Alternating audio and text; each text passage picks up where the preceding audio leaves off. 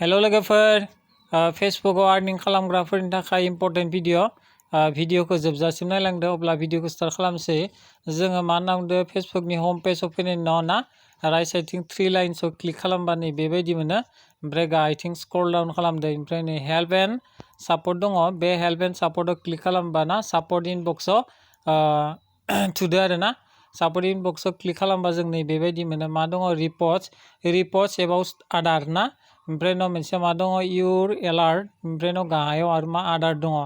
आदार ना दा बेहाय मा जायो खायसे खायसेना कपिराइट भिडिअफोरनि नटिफिकेसना फैयो आरो ना बे नटिफिकेसनफोरा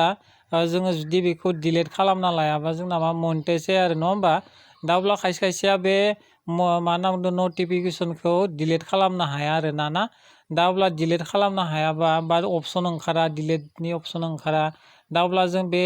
नटिफिकेसन माबोरै डिलिट खालामो ना बेखौ आं फारि फारि दिन्थिनो नागिरदों दा बे नटिफिकेसनखौ जों मा डिलिट खालामनाया जोंनि थाखाय मा इम्पर्टेन्ट आरो नङा होमबा दा अब्ला जोङो नाय खालामनायनि उनाव जोङो मा जायखिजाया नै बेखौ दाननानै ना फेसबुकखौ अन लाखिनानै ना जोङो डाइरेक्ट दानदो ओमफ्राय उनाव नोङो जायखिजाया मोनसे मा ब्राउजाराव थांनानै अपेन खालाम आरो ना नै आं दा क्रमआव नङा होमबा क्रमआव फैबाय आरो ना गुगोलाव दा बेहाय नोङो क्रमआव फैनानै ना राइट साइडथिं बे थ्रि लाइन्सआव क्लिक खालामनानै मा खालाम डेस्कटप साइट खालामना ला बेखौ दा अब्ला नै बेहाय राइट साइडथिं खनायाव ना बेहाय क्लिक खालामनानै आं मा डेस्कटप साइट खालामना लानोसै ना नै बेहाय नै गाइड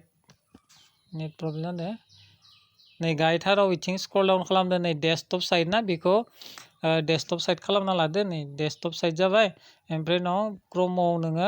सार्च खालामदो mbasic नङा होमबा .com होननानै सार्च खालाम बेहाय मा सार्च खालामनांगौ mbasic.com ना mbasic.com बेखौ सार्च खालामदो आरो नै फेसबुक ओमफ्राय उनाव बेखौ जुम खालामदो जुम खालामनायनि उनाव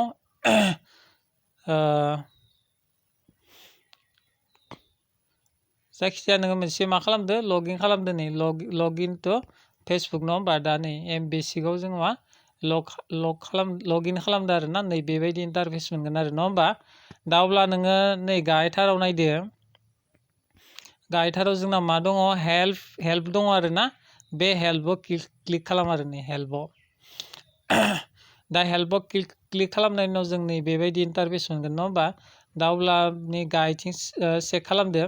नै लास्ट सापर्ट इनबक्स मोनगोन आरो नङा होमबा दा बे सापर्ट इनबक्सआव क्लिक खालामदो आरो नै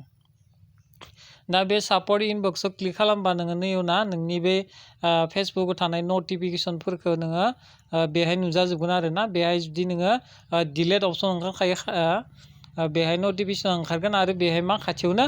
डिलेट अपसना ओंखारगोन आरो ना आंना दा